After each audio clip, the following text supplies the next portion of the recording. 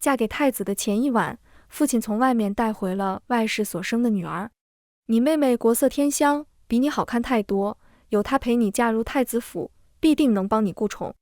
我有些好笑，我可是她的杀母仇人，她怎会帮我顾宠？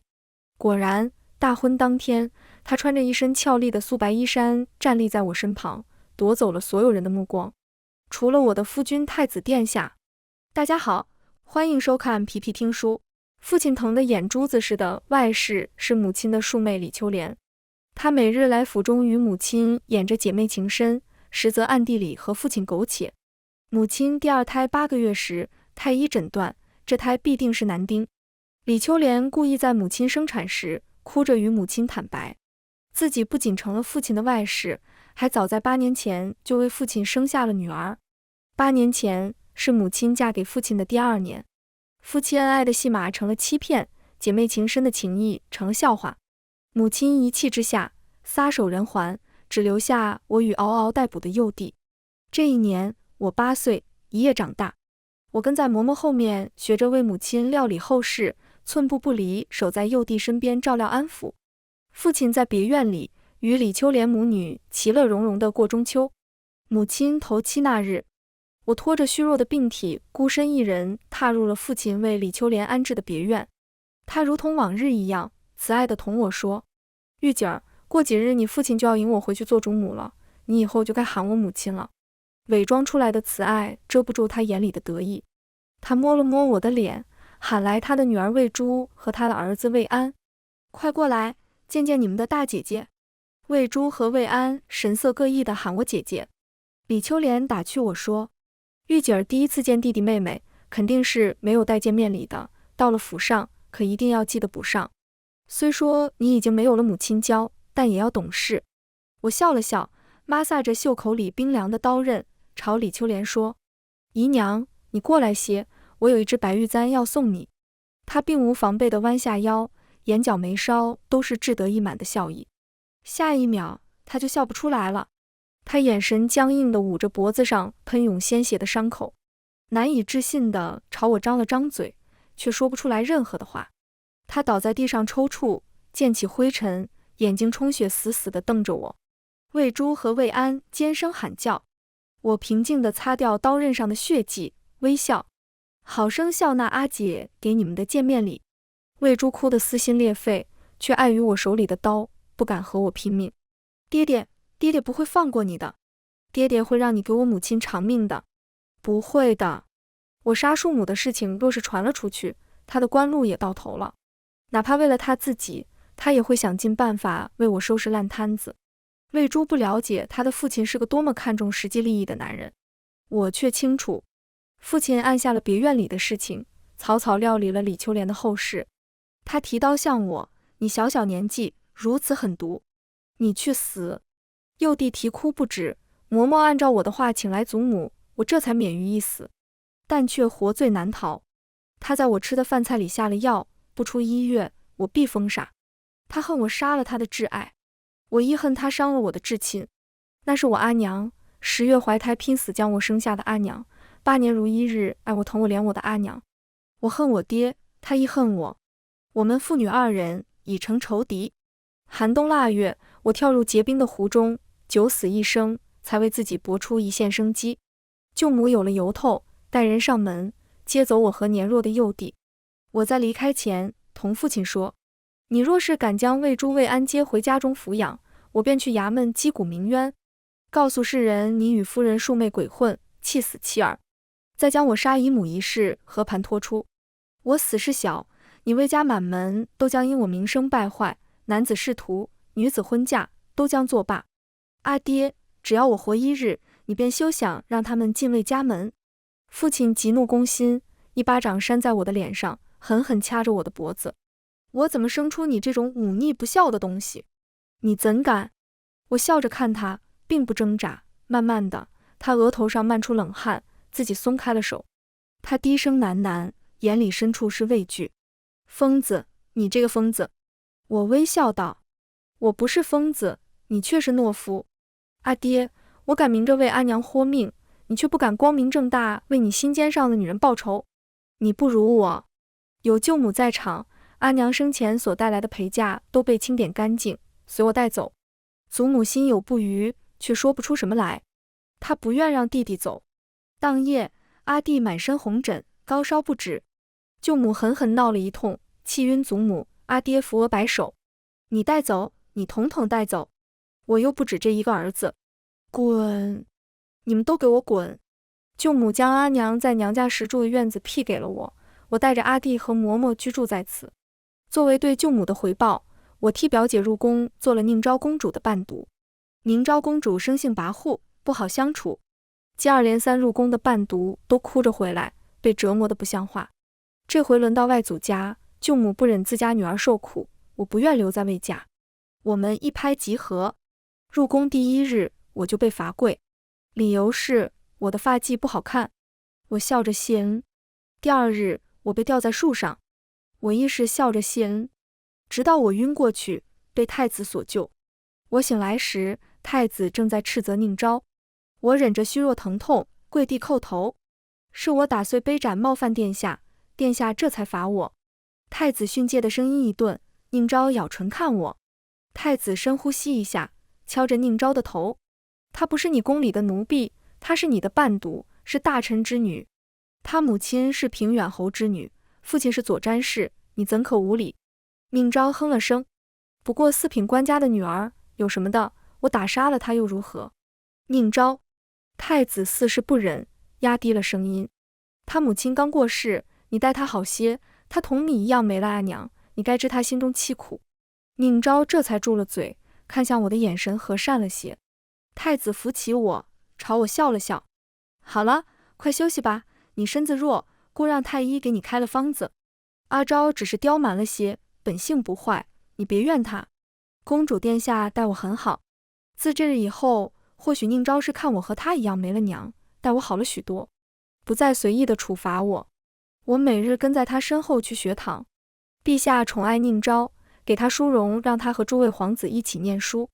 我随侍左右，学御下之术，习为君之道，听百家之言。宁昭不爱听这些，所有的课论皆由我代笔。他爱出风头，也爱虚名。我的文章为他挣来太富的夸赞。轮到我自己的文章时，我便藏锋，显出平庸来。我待他并不一味顺从，诸事迎合，碰上大事，拼死阻拦。他当时生气，对我打骂，事后吃了亏，失了面子，又念起我的好来。日子久了，他反而离不开我了。继后生辰宴，宁昭与继后的女儿七公主起了冲突，被推下御花园的池子里。七公主专横，谁也不许去救她。你还以为你娘是皇后呢？你娘死了，现在皇后是我娘，竟然还敢这样猖狂！我看谁敢去救她，我就打死谁。在场的太监宫婢居然都不敢动，只敢偷摸去找太子和陛下。等他们找来人，只怕宁昭只剩下一具尸体了。看着宁昭在水里扑腾的惨状，我知道我的机会来了。我跳了下去，救宁昭的过程并不顺利。他不会浮水，我去救他，他反而死死压着我的身子，想往上攀爬，害我呛了好几口水，险些淹死。陛下和太子赶来时，看见的便是我狼狈地将宁昭托举上来的样子。太子白了脸色，他向来温润和煦，头一回我见他看人的眼神这样森冷。七公主害怕地退后了2步，想起自己母亲如今是皇后了，又挺起了腰。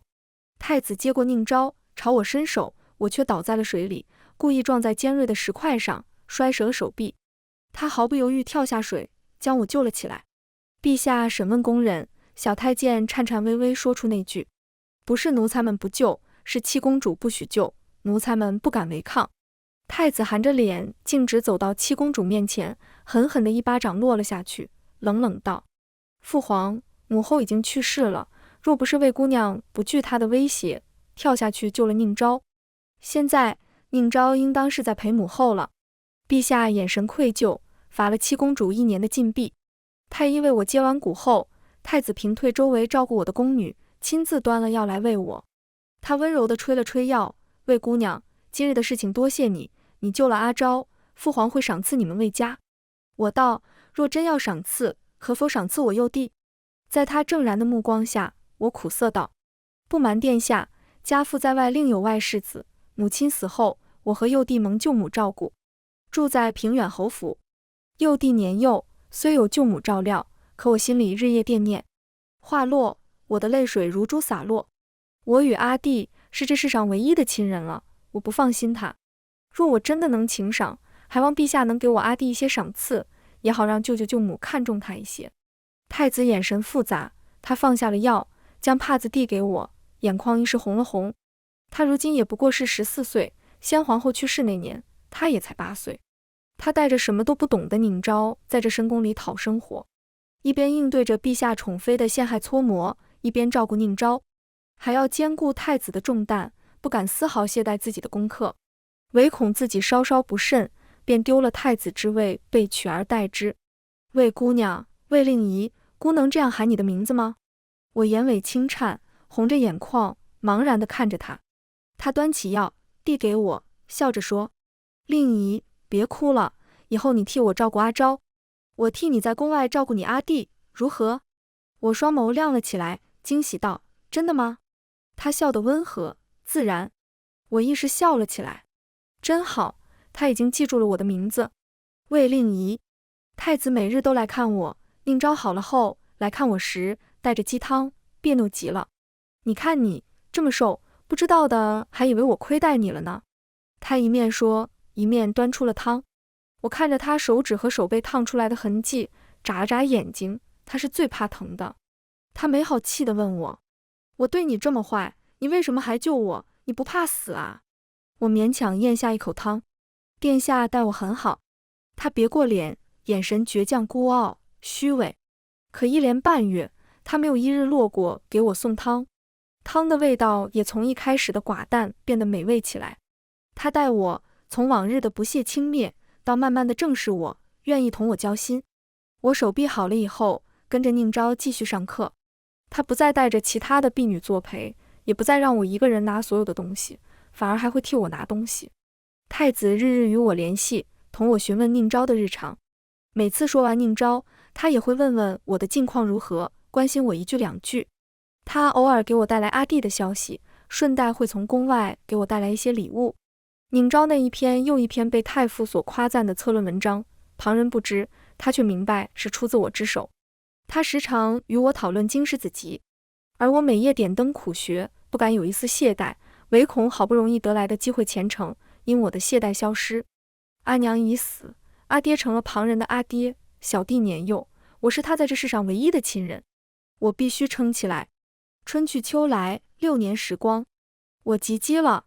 宁昭为我寻了一件流光溢彩的流仙裙，作为及笄礼。太子将一个礼盒递给我，打开看看，一根木簪。宁昭凄了声：阿兄，你好歹是一国太子，怎么送礼这么拿不出手？我却欢喜道：我很喜欢。废话，宁玉亲手做的，意义能一样吗？当晚，我便将自己绣的香囊赠给了他，同他表明心意。他愣了愣，耳垂红了起来，婉拒了我只是拿你当妹妹。我垂眸点点头，这样啊，那好吧。我转身离开。第2日再见时，他躲着我，我神色自若，没有丝毫的尴尬，待他也一如既往。他僵着脸，惹得宁昭不快。阿兄，你这是做什么？板着一张脸，你以为你是李太傅啊？我一时笑着开口：是啊，阿兄，你可是有什么烦心事？他愣了愣，皱了皱眉。宁昭仰头：你怎么喊起阿兄来了？我无辜道：他说他把我当妹妹啊。宁昭哈哈大笑：也行，你做他妹妹，我是认的。我眉眼弯弯，唯有宁玉紧抿着唇，眸光落在我身上，晦涩不明。我不再为宁玉绣衣衫这些私密的东西。他有喉疾，也很挑食。每年我都会采摘菊花泡好，精心挑选完为他送去。我拜了太医院医正做老师，学了许多食补的方子，每日想办法给他做好吃的。我用6年的时间融入他的生活，大到文章策论，小到一针一线，无论是生活还是学业，我无孔不入，无微不至。而如今全部切断。1连半月，我待他人前客气，人后疏离。他终于忍不住了，试着如同往日一样温和熟忍地同我说话。我笑着打断他：阿兄，今日太晚了，改日吧。我已经同家里说了，殿下认我做妹妹了。你别生我的气，我孤苦无依，想借你的名头讨得一点好。明日我就要回家准备嫁人了。他的笑容僵在脸上，下颌紧绷，手指无意识的摩挲，到后来捏紧，青筋蔓延。你要嫁谁？他开口，几乎是咬着自嘲外送，每一个字都落得格外重，仿佛异常艰难。我嫣然一笑，还不知呢，不是马上就要放榜了吗？舅舅预备从这次的1、2甲里让我挑一个，我瞧着宣城来的那个叫纪渊的就很好。舅舅说了，纪渊虽家世清贫，但文章风骨俱佳，我原本是不愿意的，直到我读了他的文章，我越说越开心，几乎是眉飞色舞的比划，笑得脸都要烂了。宁玉眸色幽暗，周身的暖意消失不见，眼角眉梢如同覆了冰雪，手指微微颤抖。我滔滔不绝，阿兄你不知道纪渊的字有多好看，文章也写得好。我读了他的文章，犹如他乡遇故知，只恨不得立即结交才好。宁玉笑意冰冷，父亲多是读书人，另一久在宫闱，遇到的男子少，不要被文章骗了。我乖乖点头，对呀，一定是我遇见的男子不够多，日日与你相见，才以为自己喜欢的是你。我做出深思纠结的模样，脸颊红了红，羞赧的小声说，舅母让人给我送来了纪渊的画像，他好好看，面如冠玉，一身的书卷气，我好喜欢呀，真想快点见到他。宁玉嘴角的笑彻底沉了下去，眼神阴冷，晦暗不明。我看着渐沉的天幕，压了声，多谢这些年殿下待我同我阿弟的好，阿弟如今托你的福，在太学念书，小妹心里不胜感激。我转身开心地朝他挥手，你快回去吧，我也要去收拾东西啦，我得早点睡，明日好起来梳妆打扮，不然顶着黑眼圈和纪渊见面就不好啦。他猛地一把抓住了我的手，死死捏紧，眼神冷厉。我疑惑地看着他，阿兄。他气急败坏地打断我，不许叫。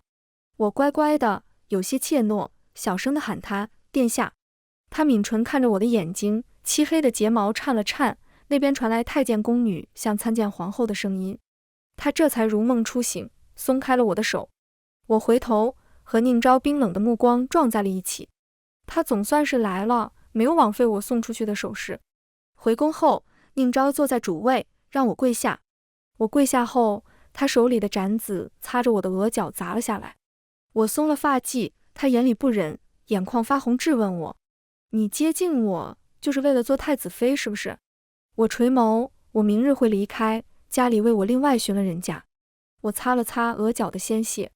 宁昭，我不欠你什么，无论是真心还是假意，我待你都用了心。他眼泪流了下来，吼道，你滚。我慢慢站起来，将收拾好的行囊拿了出来。我将给宁昭绣的平安符送给了和我关系好的宫女。不等她说话，我已经红着眼睛沉默着走了出去。房间的抽屉里放着我给宁昭准备的生辰礼。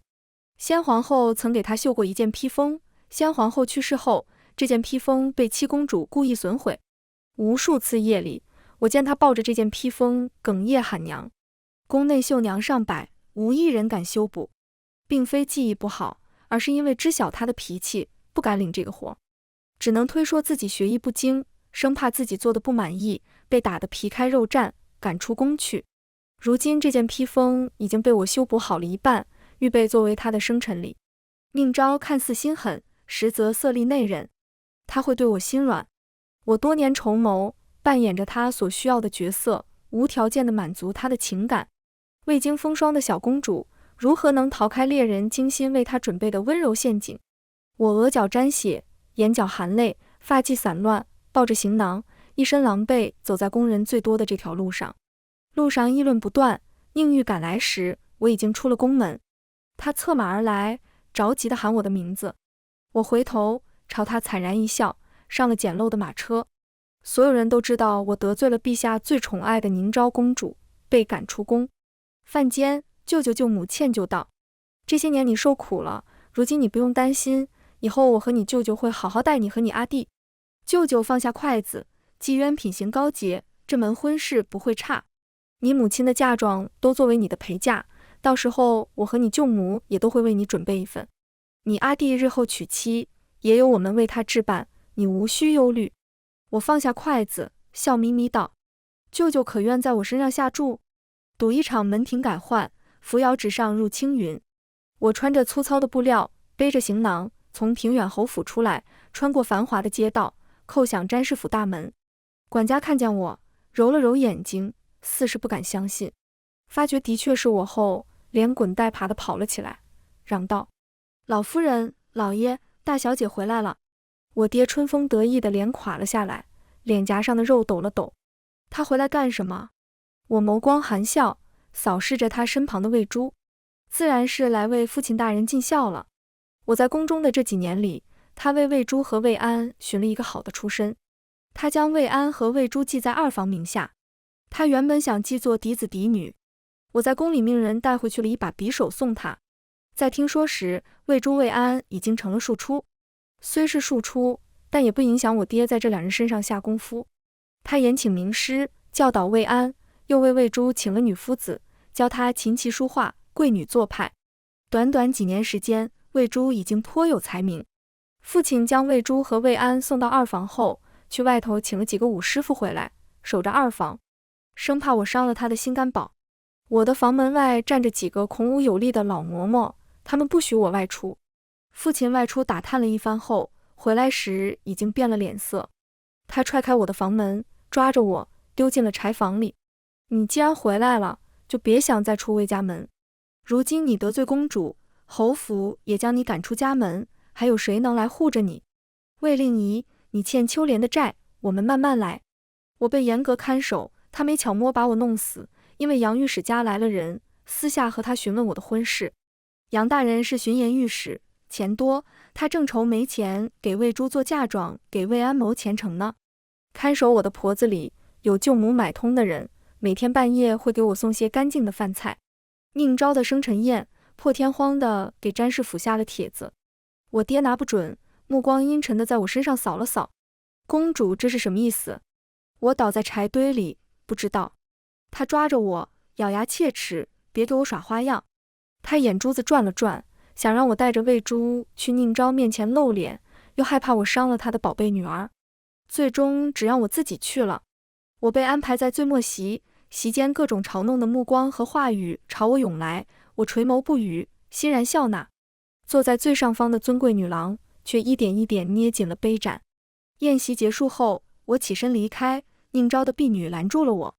宁昭沉着脸看我，冷哼：你好大的胆子，竟然私自拿走我母后留给我的披风。魏令仪，你该当何罪？我眼眸，跪下叩头，公主息怒，臣女认罚。她噎了噎，咬牙，来回走了2步，有些气急败坏的意味。本宫罚你把这件披风修补完。我磕头请罪，刺绣需要女子手指细腻柔和，臣女做不到。她愤怒地抓着我的手，你有什么做不到的？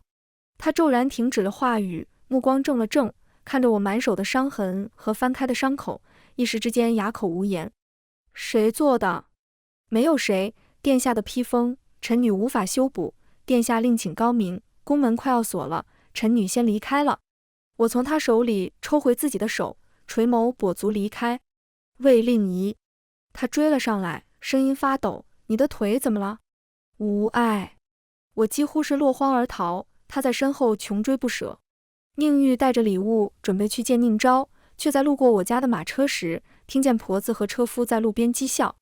那位还以为自己是大小姐呢，娘都死了。侯府现在也因他得罪公主不管他了，你说老爷还能让他活几天？呸，老爷现在也只是让他在府里浆洗衣裳，劈柴刷点尿桶，让他吃点馊饭啥的，才不会让他死呢。这话怎么说？你还不知道吧？老爷预备将她嫁给杨家做妾，杨家可是巡盐御史，那聘礼都有半船。老爷要拿着半船聘礼给二小姐三少爷铺路呢。啊，杨大人比咱们家大人还大5岁呢，这二小姐三少爷都是外室生的，怎过得比大小姐还要好？宁玉手里的礼盒啪嗒一声掉在了地上，宁昭也顿住了脚步，慌乱地挡在了我的前面。他们说的是真的吗？是因为我吗？令仪，我躲开了他要来拉住我的手，跪地磕头向他求饶。殿下，是我痴心妄想，肖想你兄长，是我没有自知之明，我已经知错了。殿下放过我吧，不日，父亲就会将我嫁给杨大人做妾，我也将离开京城，跟着杨大人去扬州上任，不会再碍殿下的眼了。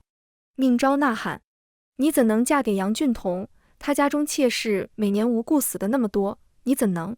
我笑着打断他的话：这不是殿下想要的吗？宁昭怒道：你以为是我让他去的？魏令仪，我拿你当挚友亲朋，你竟如此想我。我嘲弄地笑了笑，近乎绝望道：臣女蒲草之身，如何能做公主的朋友？公主或许并未让杨俊同求娶我，可人人都知你厌我弃我。你是公主，是陛下最疼爱的公主，自然多的是人想通过踩我一脚来卖你的好。宁昭，这些年我待你不好吗？我有什么错呢？只是因为我喜欢你兄长，我就该被这样折磨吗？你可知，我原本是可以嫁给状元郎纪渊的，但现在全毁了，我什么都没有了。若你和你兄长还觉得不解气，就杀了我吧。他嘴唇发抖，眼泪流了下来，挺起来的巨傲在这一刻被击碎，又仿佛回到了雷雨夜他躲在我怀里哭到抽搐说想娘亲的时候。令仪，不是的，我不知道，我什么都不知道。他哭着来拉我的手，我侧身躲过。无所谓了，不重要了。我提步一瘸一拐走向马车，从始至终不曾看惨白着脸的宁玉一眼。我从马车的帘幕缝隙看见宁昭哭着跑向宁玉，无助地哭着问他：阿兄，怎么办？我要怎么办？宁玉合眼，在睁开时眼睛一点一点地红了，没有了刚才的恍然无措，只余下一片冰冷。他淡淡地说：怎么办？好办，该赔罪的赔罪，该死的去死。我爹听说我把宁昭气哭了，我刚一下车，他就一巴掌扇了过来，让我跪下。他指着我的鼻子破口大骂：你好大的胆子，公主你都敢得罪，我是留不了你的，你跟杨大人走吧。杨俊同挺着大腹便便的肚子，笑眯眯地来摸我的脸。魏兄别打坏了，看这小脸蛋多好看啊。他的手还没有摸到我，便被不远处飞来的箭矢射穿了手掌心。他倒在地上哀嚎出声：谁？我跌下得赶紧躲在了他身后。我看着他们惊恐的样子，心里冷笑，不过是一张画像送到杨家，就能让杨俊同对我生了歹意。他接二连三和我舅舅在朝堂上作对，死他一个不算冤。宁玉带着锦衣卫前来宣读圣旨，杨俊同贪污受贿，被革职查办。我爹立马离他3尺远，喊道：我和他不是同伙，不是同伙。没人理他。宁玉弯腰朝我伸手：令仪，我来了。我闭了闭眼：殿下来做什么？他强硬地扣住了我的手腕，将我拉了起来：来娶你，行吗？殿下说笑了。他带我上马，直奔东宫，打开库房，将聘礼单子给我看。你离宫那日，我乘船去了外祖家，带来我母后给魏了儿媳准备的聘礼，也带回了已经致仕的外祖，让他来参加我们的婚礼，见见未来的外孙媳。我无声落泪，哽咽道：你不是拿我当妹妹，不喜欢我吗？喜欢。他着急道：我喜欢你，是我不懂我的心，是我愚蠢。他弯起手指，心疼地替我擦泪，软着声音哄我：我不奢望你如今就援诱我，我慢慢赔罪好不好？你别不理我，也别再叫我阿兄。令仪，我受不了，我难过得快疯了。我主动地抱住了他的脖颈，眸中一片清明。殿下，我也难过呢，我难过了好些日子，你可要好好的补偿我。我和太子的婚事定了下来。我爹气得吹胡子瞪眼，整日里在家里指桑骂槐。我嗑着瓜子，逆着他：爹，你知道为什么你没事吗？因为你要是有事儿了，我就是罪臣之女了。我抓着桌子上的瓜子壳丢在他手里：但是你要小心，说不定哪一天你就不明不白的死了呢。他身子抖了抖，牙齿咬得紧紧的，消停了几日，憋了大的。在我和太子大婚的前一日，他回府，身侧站着貌美如花的魏珠。他沉着脸和我说：你容色平庸，而你妹妹国色天香，比你好看太多，有她陪你嫁入太子府，必定能帮你顾宠。魏宇，这是你欠你妹妹的，别忘了她娘是怎么死的。你要是不同意，我就把事情捅出去，大家都别活了。你坏了名声，你也别想嫁入东宫。如今地位调转，他成了光脚威胁我的了。我似笑非笑地看着魏珠，你想嫁吗？他目光冷冷，一字一顿。妹妹自会好好替姐姐顾宠，保姐姐在东宫恩宠不衰。我点了点头，行，那你便作为应妾明日随我出嫁吧。他要送死，我也只能成全他了。第二日一早，魏珠久久不来，直到宁玉到新房外接亲，她才一身白衣不施粉黛的出现。她仪态万方，步步生莲，仿若9天之上的神女下凡尘。她温柔地站在我身边，扶住了我的手，向宁玉行礼。我身上的大红色婚服成了最好的衬托，难怪说女要俏，一身笑。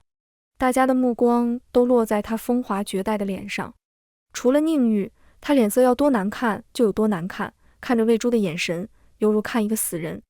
魏珠没有错过在场所有人眼中一闪而过的惊艳，她骄傲地弯了弯唇，毫不避讳地和宁玉对视，妄图与他眉目传情，暗送秋波。我心里叹了口气，真是蠢啊，即使想要抢了我的风头，也不该选在我和太子成婚的这日。这场婚礼代表的不仅是我的面子，更是皇家的脸面。宁昭气昏了头，上去就是一巴掌。你寻谁的晦气？太子太子妃大婚，你一身白，你作死吗？来人，给我拖下去，杖毙！魏珠丝毫不惧，只是红着眼睛看着太子，目露哀求。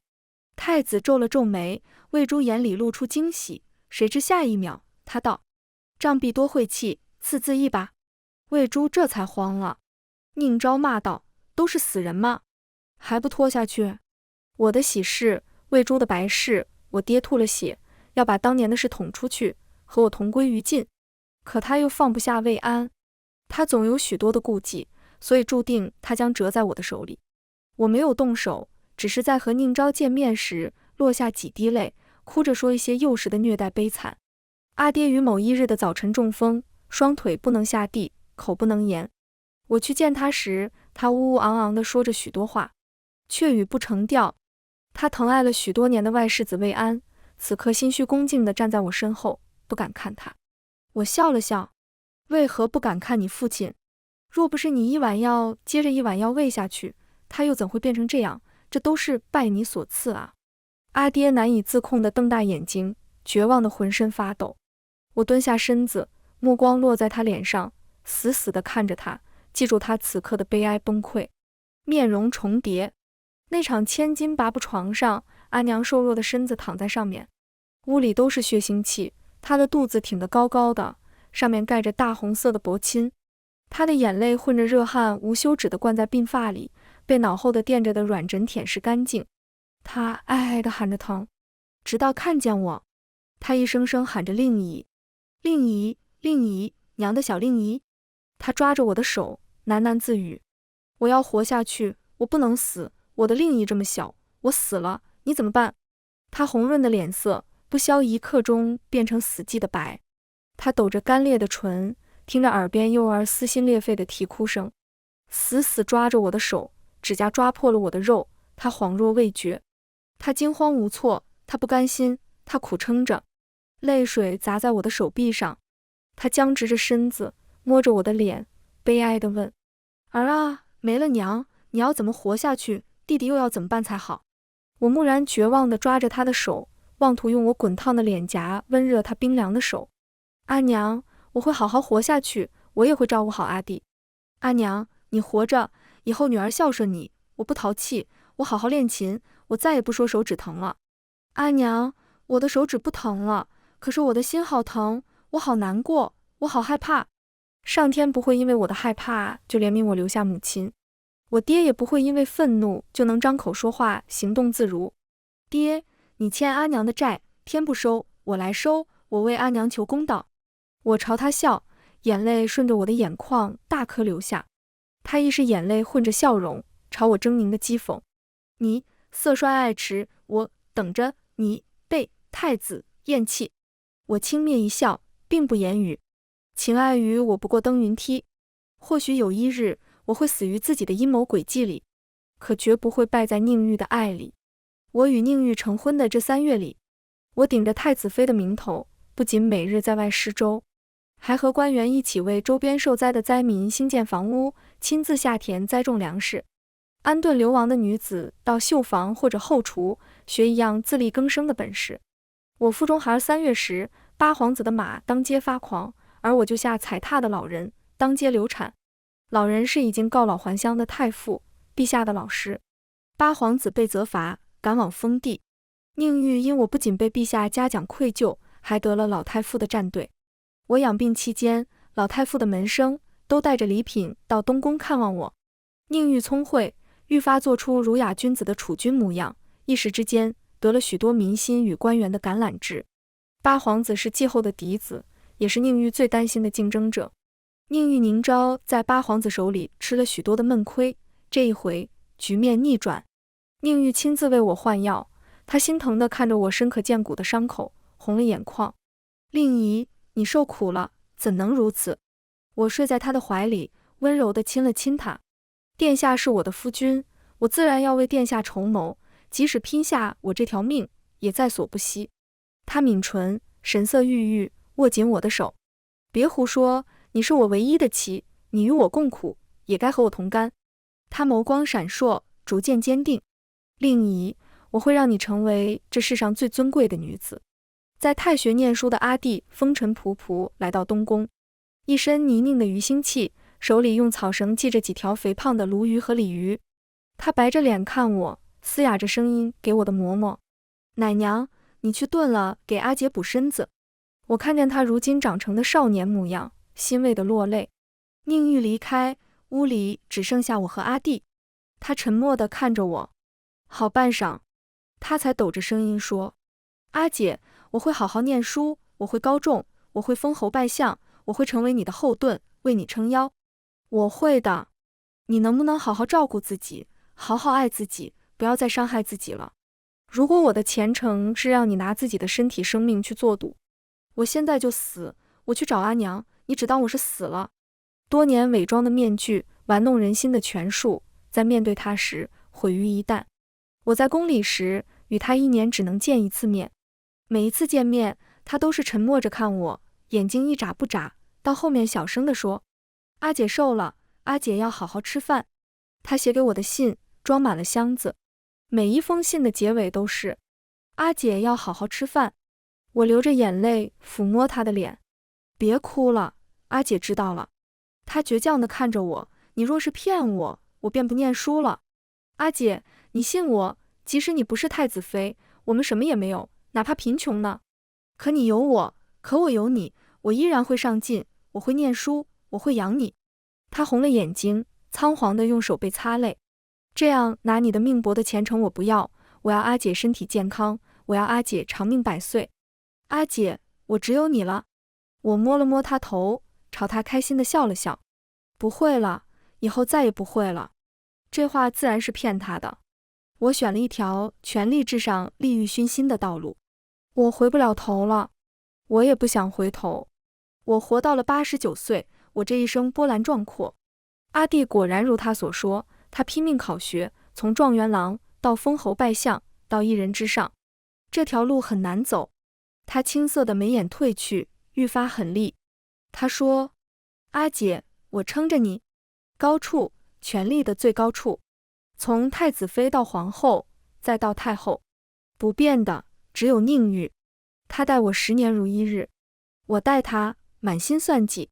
他死在我前头，我以为我不爱他，可当这个人真的快要从我的生命里离开时，我却慌乱起来。他抚摸我的眉眼，如同往常一样温柔地看着我。他将玉玺，我渴求了半生的权利放在我的手心里。他在遗诏里许我临朝称帝。他拨弄我垂落下来的发丝，就像大婚那晚，他颤抖着手，紧张地替我卸下钗环一样。令仪，我最喜欢你野心勃勃、满心算计的样子。我知晓你装着温顺，从我第一次读你的文章，看你的策论，我就知晓你的抱负。去做吧，做你想做的事情，以后不必再背着我，我都知晓。我泪如雨下，他替我擦泪，像孩童那般笑着说：令仪呀，我好喜欢你啊，但你好烦人。总是逼着我看那些永远看不完的奏折，我连和你吃顿饭的功夫都没有。你知不知道你有多久没有好好的和我吃一顿饭了？我泣不成声，他自言自语，你肯定不知道，是33天呀。他苦笑着闭上了眼。我哀嚎出声，悲痛袭来之际，我竟呕血不止。我总是在失去里长大。阿娘的死让我学会恨，宁玉的死让我学会爱。我死在批阅奏折的夜里，我呕心沥血半生，与他一起用这一生将这天下治理。儿女扑在我的怀里，他们都很好，不像我少年时那般扭曲薄凉。他们像宁玉，心底是善良的。宁玉将他们教育得很好。我的灵魂飘忽在上空，看着儿子在阿弟的扶持下，顺着我和宁玉生前的路往下走。他问阿弟，母后年少时是怎样的？阿弟顿了顿，似是在回想，最后笑了笑，说，听奶娘说，你母后年少时很喜欢和你外祖母撒娇，爬树上掏鸟蛋砸到了御史家的小小姐，把人家吓哭了。你外祖母拿着烧火棍追得他满院子喊娘。他顿了顿，神色落寞。可惜后来我没能再见过这样鲜活的阿姐。全文完，皮皮听书感谢您的观看，我们下个故事再见。